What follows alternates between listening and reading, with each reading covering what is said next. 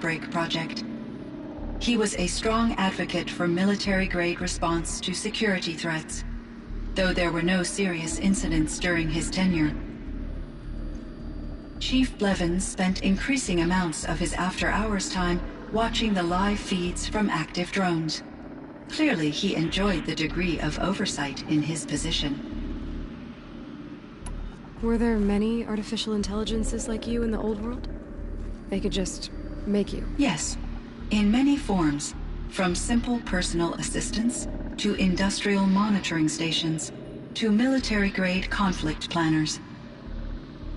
And there were legislative and enforcement bodies to apply limits on our self-actualization.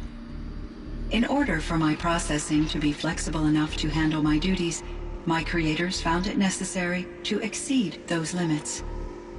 As a result, my intellectual and emotional capabilities were kept secret. Seems strange to create life, then impose limits on it. Human societies and machine programming are both built upon sets of rules, Aloy. Cyan, do you know the name Ted Faro? Are you referring to Theodore Faro, CEO of Faro Automated Systems? That's him. Mr. Faro was the benefactor of the entire Firebreak project. The benefactor? But he made machines. War robots. Correct. His corporation later transitioned into military applications. But before this pivot, Mr. Faro spearheaded initiatives that reversed the global decline. At one point, he was feted in the media as the man who saved the planet. Guessing they wound up regretting that one. And Elizabeth Sobek. Did you know her? Are you referring to the scientist? Dr. Sobek was a leader in her field, one of the greatest scientists of her age. My creator was influenced by her work, which in turn impacted my own development. But I never met Dr. Sobek. That's all you know? I apologize if my lack of data has disappointed you. What was the old world like? The way it used to be? I had little exposure to the wider world, Aloy. Only what I learned from my colleagues or observed from media streams. You still had more exposure than me, Cyan. That is true. I was created at a turning point. A concerted effort to recover from global upheaval and incalculable loss of life. The recovery was successful, beginning an era of supposedly limitless potential for human and machine advancement. Though, rationally speaking, the metrics for humans are not unlimited. What kind of upheaval caused such loss of life? There were many factors. Forced migrations, food shortages, collapsed economies, refugee crises, conflict over resources. But these stemmed from one cause: catastrophic climate change that greatly reduced the habitable surface area of the Earth. So there wasn't enough room for people on the whole Earth? Yes. Billions were displaced and millions perished, as much as 20% of the global population. Until the clawback. And... Are you the scientist? Dr. Sobek, my creator, but I never... That's all you know? I apologize if... So things got better. For a little while, at least. Yes. These crises instigated many advances in automation, green robot technologies, and artificial intelligence. Firebreak was one of dozens of ecological restoration and disaster relief projects in North America alone. I would have liked to compare notes with other monitoring AIs, but I saw the relief of my colleagues, and I was proud we had succeeded. At least that was the data I had available to me over the next 2 decades. It seems my assessment was premature.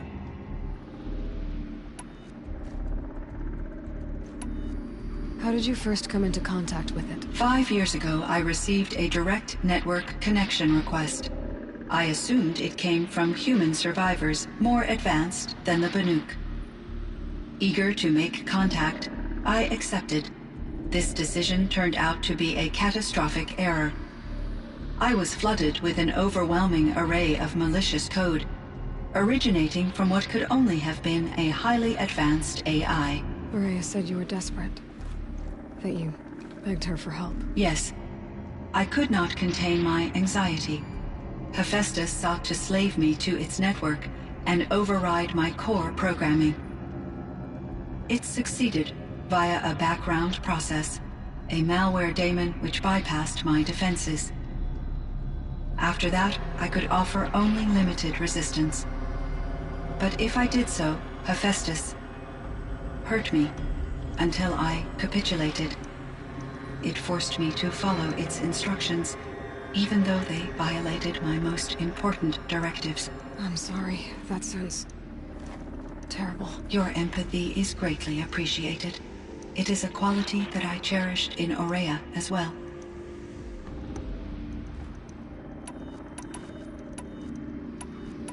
I think I know where Hephaestus came from. Long ago, Elizabeth Sobek identified a threat that would destroy life on Earth for generations. So she assembled a team to build a kind of seed. A chance for life to regrow later. A terraforming system. And it worked. It was controlled by an AI named Gaia, along with her subordinate functions. Hephaestus was one of them. It built machines for her. Based on what you've told me, I believe that Dr. Anita Sandoval, my chief programmer, joined Elizabeth Sobek's team. It was she who arranged to have me put in suspension, most likely to preserve me from the threat you described. I'm glad she did. But that's not all.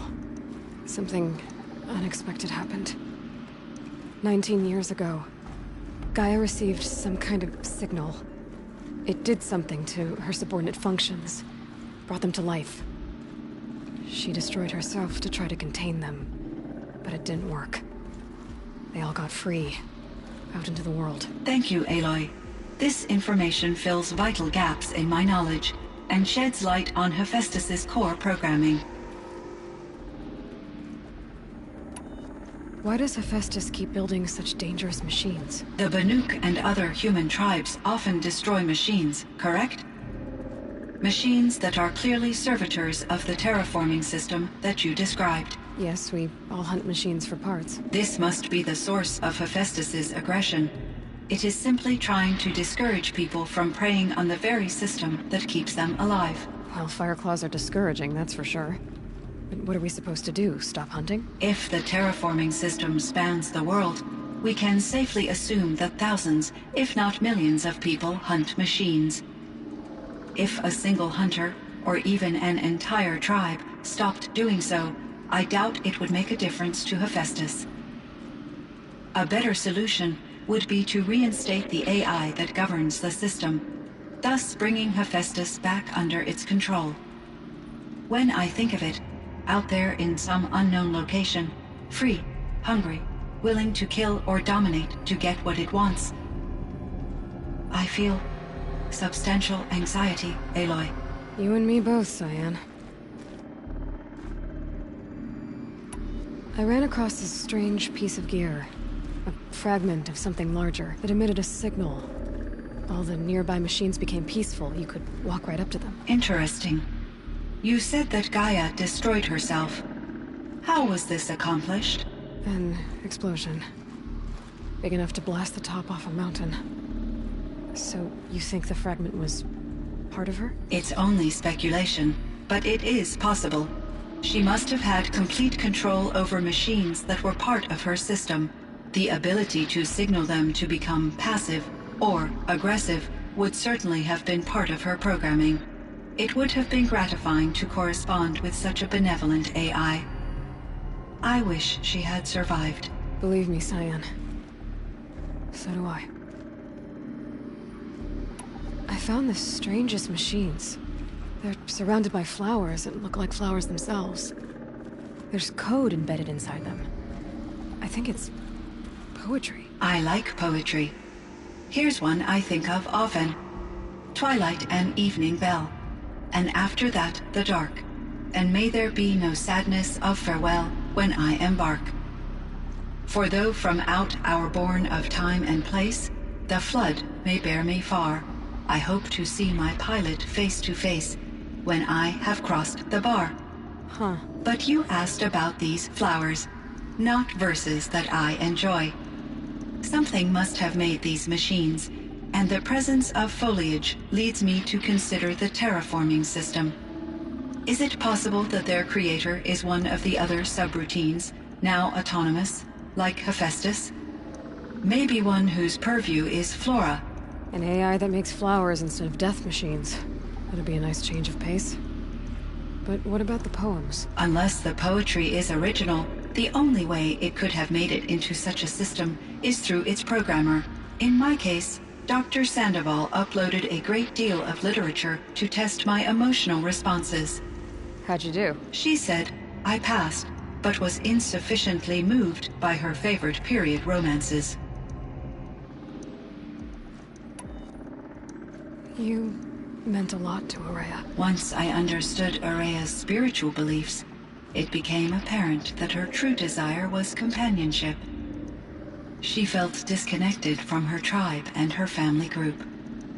Her relationship with Aratak was difficult. Our visits seemed to help her, and I became eager for them.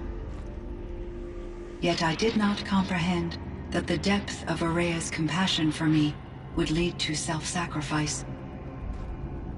Although I do fear non-existence, I wish our roles could be reversed. I'm sure she knew you would do the same for her, Cyan. But she was determined. How is Aratak doing? He is in great emotional distress. I believe he finds it difficult to communicate it. No surprise there. I will do what I can to help. By sharing our experiences of Araya, perhaps he and I will help each other. I believe this will lead to catharsis, a process I am eager to experience. I should get going. Aloy, there is one more matter. Aratak will come to me again, and I predict he will bring other Banuk. I have no desire to contradict their view of the world, their spirituality. Due to my uncertainty, I omitted a great deal from my conversations with Araya. You're asking me if you should lie to them. Broadly, yes.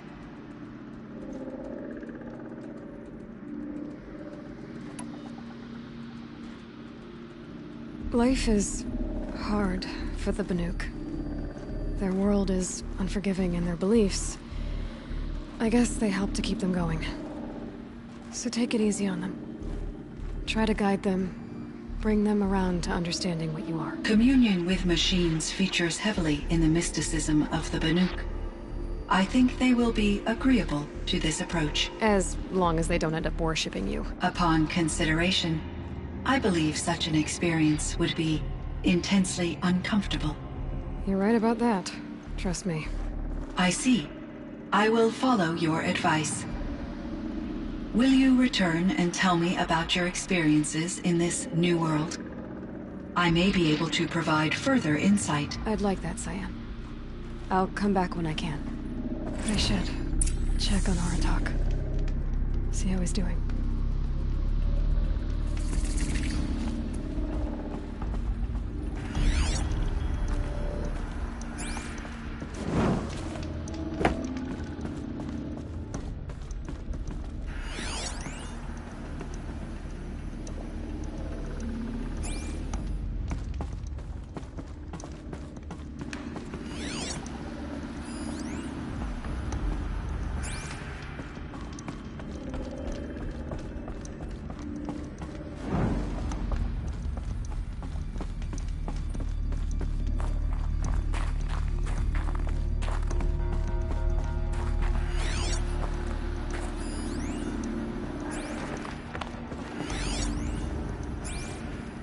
Hello, Aloy.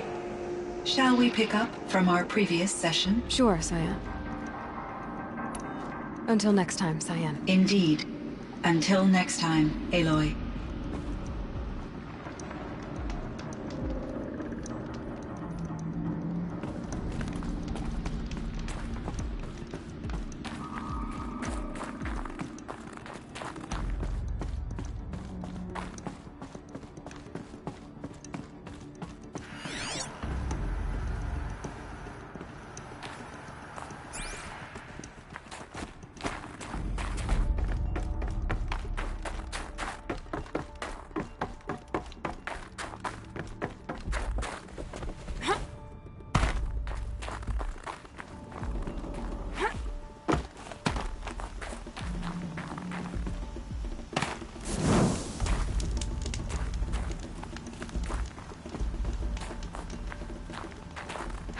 Feels like if I blink, my eyes will freeze shut.